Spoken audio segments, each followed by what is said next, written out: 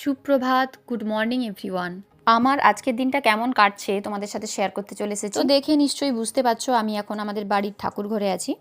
পুজো প্রায় শেষের দিকে। এই যে আমাদের গোপাল এখানে বসে আছে, এদিকটাতে আর বাকিরা। আমার আজকে সারাদিনটা একটু ব্যস্ততায় কাটতে চলেছে। তো সকাল 10টা থেকে সন্ধ্যে 7টা সাড়ে 7টা পর্যন্ত টানা ক্লাস হবে। আজকে রিহার্সাল আছে, কিন্তু সকাল থেকে বৃষ্টি স্টার্ট হয়ে গেছে। অবস্থাটা দেখতেই পাচ্ছ, বাড়ি থেকে বেরোনো যাচ্ছে না। সুদীপ্তা বৃষ্টির আগেই আমার শ্বশুরবাড়ির এখানে ঢুকে গেছিল। তো আমি তাকে বললাম যে দাঁড়িয়ে যা, একসঙ্গে যাব।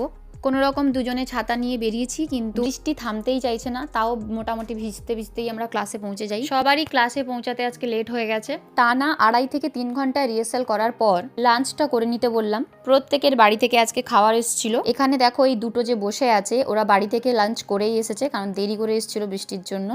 লাঞ্চের পর আধ ঘন্টা মতো ওদেরকে রেস্ট দিয়েছিলাম, তারপরে আবার রিহার্সাল স্টার্ট হয়ে গেছে। সবাই একসঙ্গে এক জায়গায় হবে আর মজা হবে না, তা কি আর হতে পারে? ওদের অবস্থা দেখো। প্র্যাকটিস, বকাঝোকা, মজা সবকিছু নিয়ে আজকে সারাদিনটা একদম পারফেক্ট কাটলো। চলো বাড়ি যাওয়ার টাইম হয়ে গেছে, টাটা, দেখা হবে নেক্সট ব্লগে।